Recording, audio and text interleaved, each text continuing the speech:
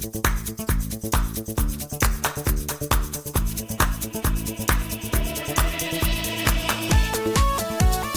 Hello friends, நான் உங்க எஸ்கேயே பேசுறேன். உலகத்துல எந்த ஒரு எக்ஸ்பீரியன்ஸ்டு அரசியல்வாதியும் ஒரு முக்கியமான விஷயம் செய்வாங்க. அவங்க கொடுக்கிற ஒவ்வொரு ஸ்பீச்ல ஒவ்வொரு வார்த்தையும் ஒரு ரீசனுக்காகவே போடுவாங்க. கவர்னன்ஸ் பேசாம, அதாவது ஆட்சி செய்யும் முறையை பேசாம பொலிட்டிக்கல் அட்டாக் பண்றதுக்கு இன்னைக்கு விஜய் அவர்களின் ஸ்பீச்ல மிக அதிகமான காரணம் இருக்கு. சிங்கப்பன் ஃபோர்ஸை ஃபர்ஸ்ட் ஸ்பீச்லயே அனௌன்ஸ் பண்றதுக்கு ரீசன் இருக்கு. ஏடிஎம்கே பற்றி ஒரு வார்த்தை கூட பேசாமல் விட்டதுக்கு காரணம் இருக்கு. அவர் போட்டிருக்கக்கூடிய சூட்டை டிஃபெண்ட் பண்ணிக்கிட்டதுக்கு காரணம் இருக்கு. சிஎம் விஜய் அவர்களின் திருச்சி ஸ்பீச் ஒரு தேங்க்ஸ் கிவிங் ரேலி கிடையாது மை டியர் ஃப்ரெண்ட்ஸ். அது ஒரு பொலிட்டிக்கல் ப்ளூ பிரிண்ட். அந்த ப்ளூ பிரிண்ட்டை தான் நாம இன்னைக்கு லைன் பை லைன் உடைச்சு பார்க்க போறோம். கடைசி வரைக்கும் பாருங்க. தன்னுடைய முதல் வரியிலேயே சொல்றாரு, இந்த தேர்தல் முடிவு தாவேகாவுக்கும் டிஎம்கேவுக்கும் இடையிலான போட்டி.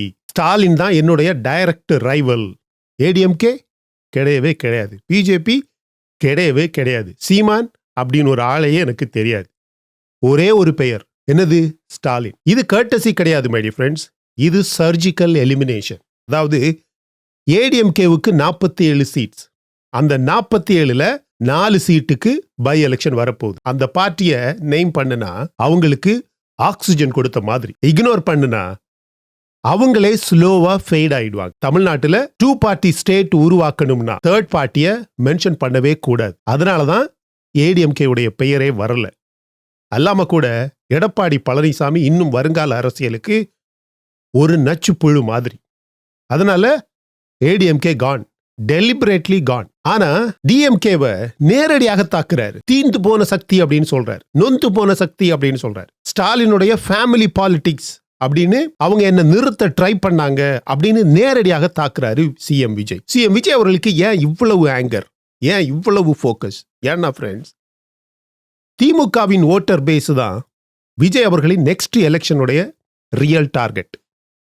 Anti DMK votes already TVK கிட்ட வந்துடுச்சு. ஆனா கமிட்டட் டிஎம்கே ஓட்டர்ஸ் இருக்காங்க பாத்தீங்களா, அவங்க இன்னும் ஸ்விட்ச் ஆகல. அதனாலதான் அவங்களுக்கு 60-70 சீட்டு கிடைச்சது. அவங்க எல்லாரையுமே கன்வின்ஸ் பண்ண ஒரே ஒரு வழி, திமுக கட்சியை கண்டினியூஸ்லி வில்லனாக ஃப்ரேம் பண்ணணும். எலெக்ஷன் முடிஞ்சிருச்சு, ஆனா கேம்பெயின் முடியல. அதுதான் இந்த ஸ்பீச்ல தெளிவாக தெரியுது. இப்ப பாருங்க, ஹார்ஸ் ட்ரேடிங் பத்தி பேசுறாரு. யாருமே விஜய் கிட்ட இன்னும் டைரக்ட்லி கேட்கல. ஆனா அவரே சொல்றாரு, எம்எல்ஏ போச்சிங் அலிகேஷன்ஸ் சுத்த பொய், நாங்க அப்படிப்பட்டவங்க கிடையாது. அன்பிராம்ப்டட் டினையல், யாரும் கேட்காமலேயே சிஎம் அவர்கள் டினை பண்றார். இங்க பாருங்க, ஒரு கோர்ட் ரூம் போனீங்கன்னா ஒரு பேசிக் ரூல் இருக்கு. யாரும் கேட்காமலேயே எதையாவது ஒரு விஷயத்தை டிஃபெண்ட் பண்ணிக்கிறவன் ஆல்ரெடி நர்வஸா இருக்கான் அப்படின்னு அர்த்தம். தாவேகாவுக்கு 108 சீட்ஸ், மெஜாரிட்டிக்கு இன்னும் 10 சீட் வேணும். விசிகே, காங்கிரஸ் அப்படின்னு எல்லாரும் வந்து ஜாயின் பண்ணாங்க. அந்த நெகோசியேஷன் எப்படி நடந்துச்சுன்னு ஸ்ட்ரீட்ல பல ரூமர்ஸ் ஓடுது. அந்த ரூமரை ஃபர்ஸ்ட் ஸ்பீச்லயே குழி தோண்டு புதைக்க வேண்டிய அவசியம் இவருக்கு வந்திருக்கு. இது ஒரு ப்ரீஎம்டிவ் ஸ்ட்ரைக், ஒரு நரேட்டிவ் கண்ட்ரோல். அது ஸ்மார்ட். ஆனா அந்த ஸ்மார்ட்னஸ்லயே அவருடைய வல்னரபிலிட்டியும் ஒரு பயம் கலந்த அரசியல் தெரியுது ஃப்ரெண்ட்ஸ். சரி ஃப்ரெண்ட்ஸ், இப்ப சிங்கப்பென் ஃபோர்ஸ் விஜய் பதவி எடுத்த அந்த நாளே சைன் பண்ண ஒரு மிகப்பெரிய ஒரு இனிஷியேட்டிவ். அவருடைய ஃபர்ஸ்ட் ஸ்பீச்லையும் அனௌன்ஸ் பண்ணாரு. அதுக்கு அடுத்த வாரம் லான்ச் பண்ணுவேன் அப்படின்னு சொன்னாரு. ஒரே ஒரு அனௌன்ஸ்மெண்ட். ஆனா இது 2வது முறை. ஏன்? கேம்பெயின்ல விஜயோடைய பிக்கெஸ்ட் ப்ராமிஸ் என்னன்னு தெரியுமா? Women safety. ட்ரக்ஸ், கிரைம்ஸ் எதுவும் இல்லாத ஒரு மாநிலம். டிஎம்கே காலத்துல பெண்களுக்கு சேஃப் இல்ல. அது தாவேகா கட்சியுடைய ஒரு ஷார்பஸ்ட் அட்டாக்காக இருந்தது. அந்த அட்டாக்கை அவரே யூஸ் பண்ணி தான் இந்த எலெக்ஷனை வென்றார். இப்ப அவரே சிஎம். இப்ப அக்கவுண்டபிலிட்டி அவரோடது. ஆப்போசிஷன், எதிர்கட்சி தொடர்ந்து வெயிட் பண்றாங்க. ஒரே ஒரு இன்சிடென்ட் போதும், விஜய் அரசியல்லையும் விஜய் ஆட்சியிலையும் இதுதான் நடக்குது அப்படின்னு சொல்லிடுவாங்க. சிங்கப்பன் ஃபோர்ஸ் அந்த அட்டாக்கு ஒரு அட்வான்ஸ் ஷீல்டு மாதிரி பயன்படுத்துறார். முதல் நாளிலேயே லான்ச் பண்றோம் அப்படின்னு சொன்னா ஃபியூச்சர்ல எந்த இன்சிடென்ட் வந்தாலும் நான் ஆல்ரெடி ஆக்ஷன் எடுத்தேன் அப்படின்னு சொல்ல முடியும். இது கவர்னன்ஸ் கிடையாது ஃப்ரெண்ட்ஸ், இது பொலிட்டிக்கல் இனாக்குலேஷன். ஃபியூச்சர் பிளேமுக்கு ஒரு அட்வான்ஸான வேக்சின் மாதிரி. ஆனா இதுலயும் மிகவும் இன்ட்ரெஸ்டிங்கான ஒரு விஷயம் இருந்தது. அவருடைய சூட்டை பற்றி அவரே பேசுறார். விஜய் தன்னுடைய ஸ்பீச்ல நேரடியாக சொல்றாரு, நான் பிளாக் அண்ட் ஒயிட்ல இருப்பேன், அந்த கிரே ஜோன்ல இருக்க மாட்டேன். பிளாக் அண்ட் ஒயிட்னா அப்படியே எஸ்னா எஸ், நோனா நோ. இன்னைக்கு அவர் போடுற சூட் ஒரு பொலிட்டிக்கல் கேரக்டர் சர்டிபிகேட் ஆயிருக்கு. சோசியல் மீடியால உங்க எல்லாருக்குமே தெரியும் இந்த சூட்டை பத்தி யார் யாரு என்னென்னவோ பேசுனாங்க. ஏன் வேட்டி போட மாட்டாரா, ஏன் கதர் வேட்டி போட மாட்டாரா, ஏன் சட்டை போட மாட்டாரா? அந்த நரேட்டிவ் வந்து கண்டிப்பாக சிஎம் விஜய் அவர்களுக்கு ஒரு கம்ஃபர்டபுளான தாட் ப்ராசஸை கொடுத்துருக்கு. ஏன்னா அது சர்ஃபேஸ்ல ஒரு ட்ரெஸ் கொஸ்டின் மாதிரி தெரியும், ஆனா அண்டர்நீத் அடிப்படையாக நீ தமிழன் இல்ல அப்படின்ற ஒரு அட்டாக். நீ எலைட், நீ அவுட் சைடர், நீ மாஸ் கிட்ட கனெக்ட் ஆகல, பொதுமக்கள் கிட்ட இன்னும் கனெக்ட் ஆகல, நீ இன்னும் அந்த பணக்கார மைண்ட்ல இருக்கிற, நீ அந்த பெரிய நடிகர் அப்படிங்கிற மைண்ட்ல இருக்கிற. அந்த அட்டாக்கை தன்னுடைய ஃபர்ஸ்ட் ஸ்பீச்லயே நியூட்ரலைஸ் பண்றாரு சிஎம் விஜய். ட்ரெஸ்ஸை தன்னுடைய அரசியலுக்கு ஒரு மெட்டஃபாராக கன்வெர்ட் பண்ணி அதை தன்னுடைய பிரச்சாரத்துக்கு பயன்படுத்துறாரு. Black and white, no grey, தேவையில்லாத கலர் எல்லாம் இங்க கிடையாது. டிரான்ஸ்பரன்சி, ஆனஸ்டி, நோ கரப்ஷன், அதுதான் நாம் போடுற துணியோடைய அர்த்தம் அப்படின்னு சொல்றாரு. ஒரு டெய்லருடைய டிசிஷனை, ஒரு ஃபேஷன் டிசைனருடைய டிசிஷனை ஒரு பொலிட்டிக்கல் மேனிஃபெஸ்டோவாக மாத்துறாரு சிஎம் விஜய் அவர்கள். இது ஒரு மாஸ்டர் ஸ்ட்ரோக். உண்மையாவே ஆனஸ்ட்லி சொல்றேன், ஒரு அரசியல்வாதிக்கான எல்லா நாசுக்கான மைண்டும் அவருடைய இந்த ஸ்டேட்மெண்ட்ல இருக்கு. அடுத்தது திராவிடியன் லெகசி அட்டாக் பண்றாரு. பெரியார், அண்ணா, எம்ஜிஆர் 3 பேருடைய பேரையும் திரும்ப திரும்ப இந்த திருச்சி ஸ்பீச்சில் பயன்படுத்துறாரு. இங்க பாருங்க, இன்னைக்கு திமுக கட்சியுடைய சிங்கிள் பிக்கஸ்ட் வெப்பன் என்னன்னா, நாங்க பெரியாருடைய வாரிசு, நாங்க அண்ணா தொடங்கிய பார்ட்டி. அந்த ஐடியாலஜிக்கல் ஓனர்ஷிப்பை சேலஞ்ச் பண்றது பொலிட்டிக்கலி சூசைட் மாதிரி தெரியும். ஆனா சிஎம் விஜய் அவர் அதைத்தான் எக்ஸாக்ட்லி பண்றார். இந்த லெகசி யாருடைய சொத்தும் கிடையாது, இது தமிழ்நாட்டுடைய சொத்து.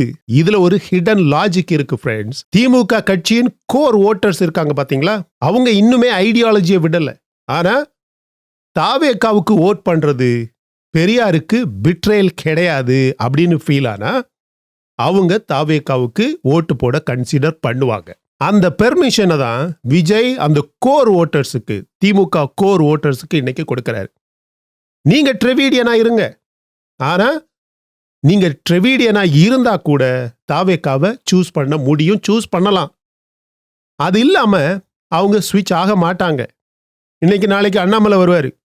அண்ணாமலை வந்து நான் பிஜேபி, நான் பிஜேபி, நான் பிஜேபி, நான் பிஜேபி, நான் பிஜேபி அப்படின்னு பேசிட்டு இருந்தா 4 ஓட்டு தான் விழும். சரியா? அந்த 4 ஓட்டை வச்சு அவருடைய மொத்த ஆயுளமே கழிக்க வேண்டியதுதான். ஆனா அவரும் வந்து நம் பெரியார், திராவிடியன், அண்ணா, எம்ஜிஆர் அப்படின்னு 4 நேரம் சொன்னாதான் 4 ஓட்டுக்கு பதிலாக 8 ஓட்டு விழும். இது இல்லாம இந்த தமிழக மக்கள் ஸ்விட்ச் ஆக மாட்டாங்க. பெரியாருடைய பெயர் அதனாலதான் திரும்ப திரும்ப வருது. ஸோ இது கால்குலேட்டட். எம்ஜிஆர் பேர் சொல்றது கால்குலேட்டட், அண்ணா பேர் சொல்றது கால்குலேட்டட். அடுத்தது நீட் பற்றி பேசுறாரு விஜய். சிஎம் ஆன பிறகும் சேம் டிமாண்ட். என்ன சொல்றாரு? நீட்டை வந்து கண்டிப்பாக ஸ்கிராப் பண்ணணும். ஆனா ஃப்ரெண்ட்ஸ், நீட்டை ஸ்கிராப் பண்ணணும்னா பவர் யார்கிட்ட இருக்கு? சென்ட்ரல் கவர்மெண்ட் கிட்ட இருக்கு, ஸ்டேட்டு கிட்ட கிடையாது. அது சிஎம் விஜய் அவர்களுக்கு நல்லாகவே தெரியும். ஆனா டிமாண்டை தொடர்ந்து வச்சுக்கிட்டே இருக்காரு. ஏன்னா அதுல அவர் வின் பண்ணினான்னா ஹீரோ ஆயிடலாம். ஆனா சென்ட்ரல் கவர்மெண்ட் மறுத்தா பிஜேபியை வில்லனா ஃப்ரேம் பண்ண ரெடியான ஒரு பிளாட்ஃபார்ம். ஸோ எங்க பார்த்தாலும் தனக்கு ஒரு தோல்வி இல்லாத ஒரு பொசிஷன். எனவே அக்கௌண்டபிலிட்டி இல்லாம விசிபிலிட்டி வந்து அவருக்கு மேக்சிமமா கிடைக்குது. அதனால நீட் டிமாண்ட் இன்னும் அவரு ரூல் அவுட் பண்ணல. அடுத்தது பொருளாதாரம் பற்றி பேசுறாரு, ஃபைனான்ஸ் பற்றி பேசுறாரு. தமிழ்நாட்டுடைய ஃபினான்ஸ் வந்து நாங்க ஸ்ட்ராங்கா கொண்டு வருவோம். 200 யூனிட்ஸ் எலக்ட்ரிசிட்டி பற்றி பேசுறாரு. ஃபார்மர்ஸ், விவசாயிகளின் வெல்ஃபேர் பற்றி பேசுறாரு. எதுலையுமே ஸ்பெசிஃபிக்கான ஒரு டார்கெட்டை அவர் வைக்கல, எதுலையுமே ஸ்பெசிஃபிக்கான ஒரு டைம் லைன் வைக்கல, எதுலையுமே கடன் பற்றிய ஒரு ஸ்பெசிஃபிக் டார்கெட் அவர் பேசல. ஏன்னா தமிழ்நாட்டின் ஆக்சுவல் ஃபினான்ஷியல் பொசிஷன் இப்ப ரொம்பவும் அன்கம்ஃபர்டபுளான ஒரு சிச்சுவேஷன்ல இருக்கு. இவருக்கு கண்டிப்பாக ஃப்ரீ ஸ்கீம்ஸ் டெலிவர் பண்ணி ஆகணும். அதே நேரத்தில் தன்னுடைய ஃபிஸ்கல் நம்பர்ஸ் அதை பப்ளிக்கா டிஸ்கஸ் பண்ண ரொம்ப கஷ்டம். அதனால பிராடரா ப்ராமிஸ் கொடுக்கிறார். ரொம்ப வார்மான வார்த்தைகளை யூஸ் பண்றாரு. No hard numbers. இப்போ ஃப்ரெண்ட்ஸ், ஒரு ஸ்டெப் நீங்க பின்னாடி வாங்க. இவருடைய ஒவ்வொரு டாபிக்கும் ஒரு பொலிட்டிக்கல் தேவைக்கான பதில். டிஎம்கே அட்டாக், அது தன்னுடைய ஃபியூச்சர் எலெக்ஷன் ஃப்ரேம். சிங்கப்பெண் தன்னுடைய அக்கௌண்டபிலிட்டிக்கு ஒரு ஷீல்டு. அவர் போடக்கூடிய சூட் ட்ரெஸ் தன்னுடைய ஐடென்டிட்டி டிஃபென்ஸ். அப்புறம் ட்ரெவிடியன் லெகசி, டிஎம்கே உடைய அந்த கோர் ஓட்டர் இருக்காங்க பார்த்தீங்களா, அவங்கள தன் பக்கம் இழுக்கணும். அப்புறம் நீட், பிஜேபியை ஒரு எனிமியாக நரேட் பண்றது. அப்புறம் ஃபினான்ஸ் சொல்றாரு. Finance promise without exposure. Details முழுவதுமாக சொல்லாமலேயே எல்லாமே நான் ப்ராமிஸ் பண்றேன் அப்படிங்கிற மாதிரி பேசுறாரு. கடைசியாக குதிரை பேரம், ஹார்ஸ் ட்ரேடிங். இந்த ஹார்ஸ் ட்ரேடிங் பற்றி பேசும்போது அதை டினை பண்றாரு. ஏன்னா அப்பதான் கூட்டணியில எந்த ஒரு பிரச்சனை இல்லாம அழகா ஸ்மூத்தா போய்கிட்டே இருக்கும். ஸோ தன்னுடைய ஒரே ஒரு ஸ்பீச்சில் நான் 20 நிமிஷம் தான் பேசுவேன், ஆனா நான் பேச வேண்டியதை பேசி முடிப்பேன் அப்படிங்கிற அர்த்தத்தோட ஒரே ஒரு ஸ்பீச்சில் 7 political chess move, my dear friends. ஆனா ஒரு சிங்கிள் கவர்னன்ஸ் அனௌன்ஸ்மெண்ட் கிடையாது. இதுல நான் சிஎம் விஜய் அவர்களை விமர்சிக்கிறேன் அப்படின்னு நினைக்காதீங்க.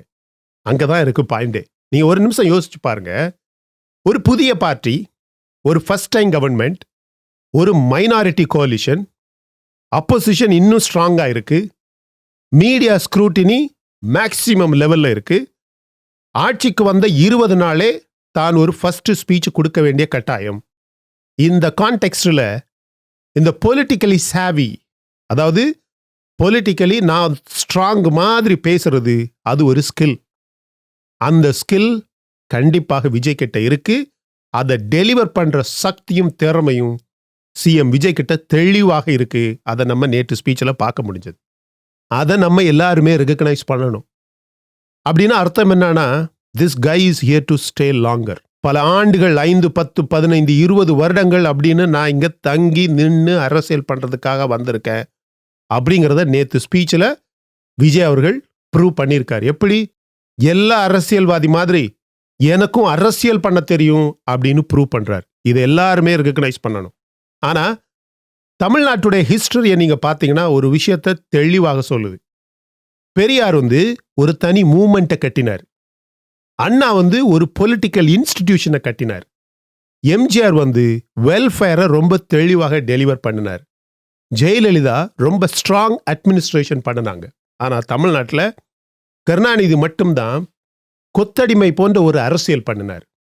இவங்க எல்லாருமே ஏதாவது ஒன்று செஞ்சு அப்படியே ஓஞ்சு போனாங்க. ஏதாவது ஒரு விஷயத்தை செஞ்சாங்க. அவங்க செய்த வார்த்தைகளை விட அவங்களுடைய ஆக்ஷன் பெரியதாக இருந்தது. இன்னைக்கு விஜய் அவர்களின் திருச்சி ஸ்பீச், அந்த வார்த்தைகள் டோட்டலி எக்ஸலண்ட். ஆனால் ஆக்ஷன்ஸ் இன்னும் ஸ்டார்ட் ஆகல. மேக்சிமம் ஒரு 100 நாள் பார்க்கணும். இந்த 100 நாள்ல என்ன டெலிவர் பண்றாரு அப்படின்னு பார்க்கணும். அன்னைக்கு நாம மறுபடியும் பேசுவோம். திருவள்ளுவர் சொல்றாரு, செய்வானை நம்பு, சொல்வானை அல்ல அப்படின்னு. Trust the one who does, not the one who speaks. அந்த டெஸ்ட், அந்த சோதனை இப்ப சிஎம் விஜய் அவர்களுக்கு வந்திருக்கு. சிஎம் விஜய் அவர்கள் தயாரா? தமிழ்நாடு அதை கேட்கறதுக்கு தயாரா? நீங்களே சொல்லுங்க ஃப்ரெண்ட்ஸ், கமெண்ட்ல சொல்லுங்க. அவருடைய ஸ்பீச்சை ரொம்ப டைசெக்ட் பண்ணி ஒவ்வொரு வார்த்தைக்கும் என்ன அர்த்தம் அப்படின்னு உங்ககிட்ட கொண்டு வந்து சேர்க்கணும்னு ஆசைப்பட்டேன். அதை செஞ்சிருக்கேன்னு நம்புறேன். இந்த வீடியோ பிடிச்சிருந்தா லைக் பண்ணுங்க. இன்னும் நம்ம சேனலை நீங்க சப்ஸ்கிரைப் பண்ணலன்னா மற்ற வீடியோஸ் பாருங்க, உங்களுக்கு கண்டிப்பாக பிடிக்கும். பிடிச்சிருந்தா மட்டும் சப்ஸ்கிரைப் பண்ணா போதும். நம்ம டெய்லி ஒரு வீடியோ உங்களுக்காக பதிவு பண்ணி ஒன்றில் ரெக்கார்ட் பண்ணி கொண்டு வருவோம், இல்லைன்னா லைவ்ல கொண்டு வருவோம். சரியா? கண்டிப்பாக ஒரு நாளைக்கு ஒரு வீடியோ நான் உங்களுக்கு தொடர்ந்து கொண்டு வந்துகிட்டே இருக்கிறேன். Thank you so much, my dear friends, for watching all my videos and supporting my channel. Until I come back with my next awesome video, it's bye-bye from Suresh.